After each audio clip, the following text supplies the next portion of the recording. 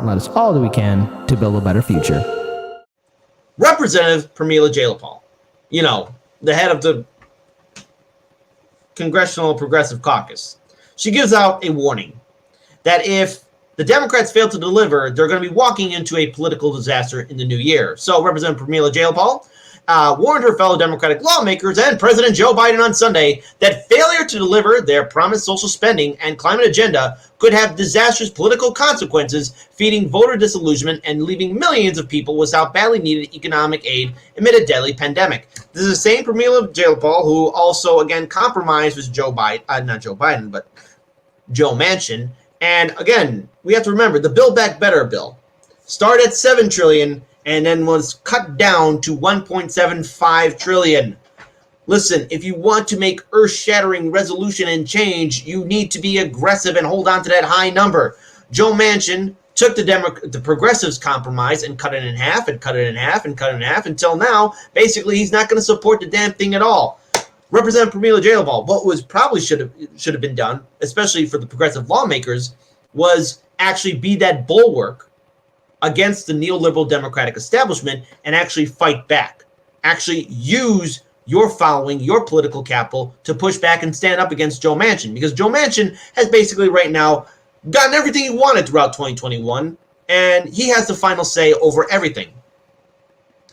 Just over a week before Representative Pramila Jayapal's opinion piece was published, the U.S. Senate adjourned for having passed neither voting rights legislation nor popular Build Back Better Act, key Democratic agendas that have been imperiled by corporate-backed Senator Joe Manchin and other right-wing lawmakers. Representative Pramila Jayapal called Manchin's opposition to Build Back Better package a stunning rebuke of his own party's president, noting that West Virginia Democrat had committed to the president, who relayed that commitment to House members, that he would support the legislative framework unveiled on October 28th.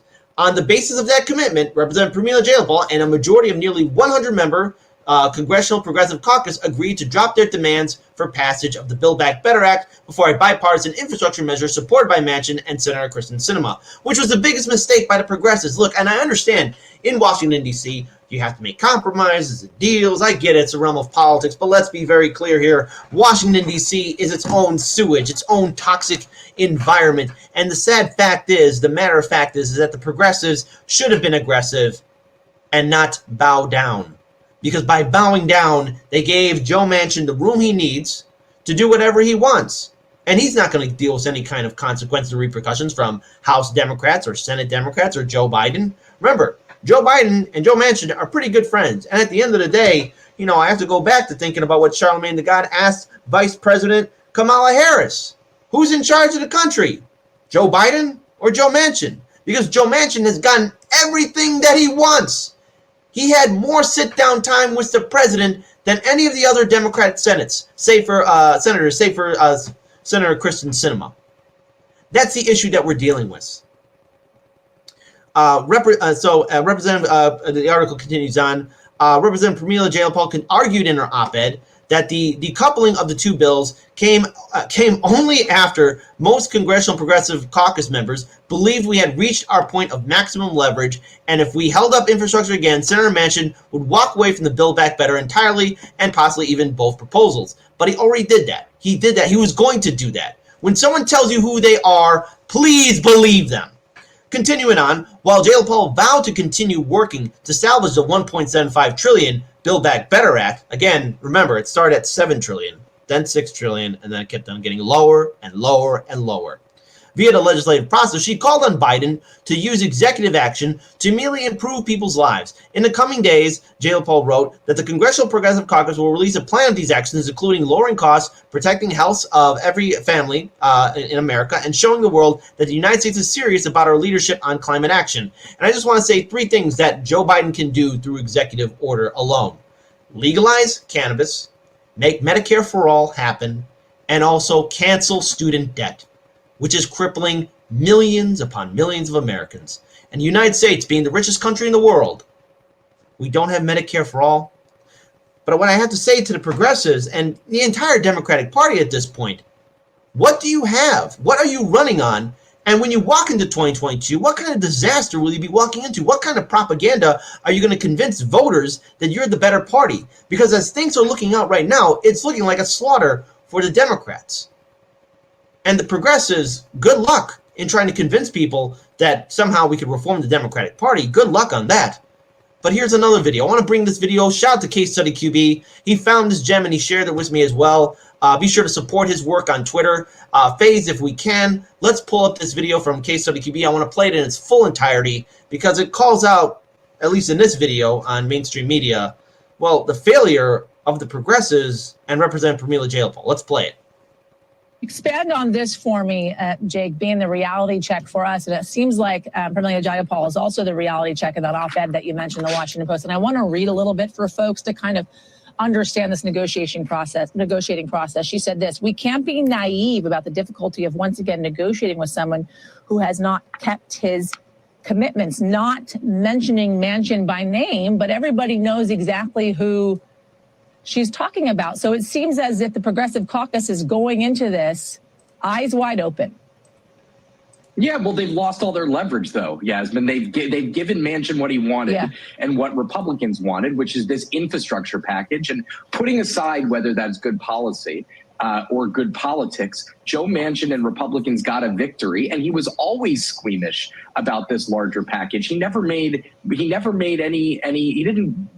bones about that. He was squeamish about a large-scale social spending package. So the idea among some progressives, Alexandria Ocasio-Cortez and some of the people on the left, was to hold off on that infrastructure package and until they had this larger package set. That would have been, with hindsight, a better strategy because it would have forced Manchin and the president and all those folks to come to the table with what the package would look like at the end of the day. But now they've given up that piece of leverage. So now Manchin holds all the cards here, and that's something that progressives are going to struggle with. Op-eds won't change that, right? I mean, I'm not sure what she means. We can't be naive about it. They've already been, in many people's estimation, naive about it, and now they don't hold any of the cards. A fired up Jake Sherman on this Monday morning. That's not fired up yet. Well, if that's not fired up, I got to see the fired up Jake Sherman. Coming up next, fired up Jake Sherman. Thank you, guys. Okay. So, see, in that video, it's difficult for me at any point to really say, well, the progressives have a plan. The Congressional Progressive Caucus was naive.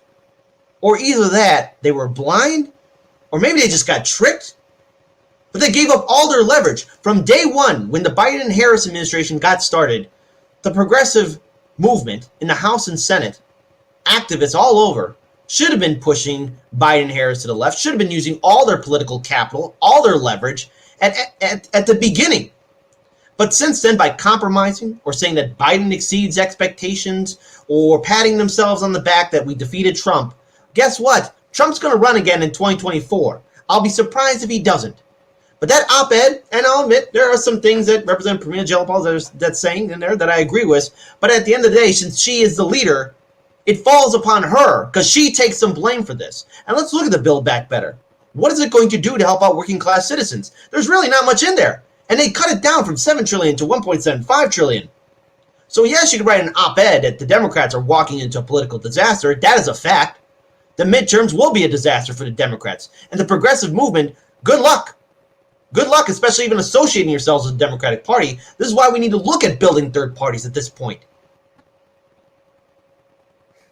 You know, all this hype around defeating Trump, and we're going to go right back to where everyone started in 2024. That's what's going to happen. And 2022 is going to be that canary in the coal mine of how 2024 will play out. So at the end of the day, Democrats, what do you have? You could write op-eds, you could put out nice tweets that we can agree with. But if you're not going to fight for the issues that you ran on, what do you have?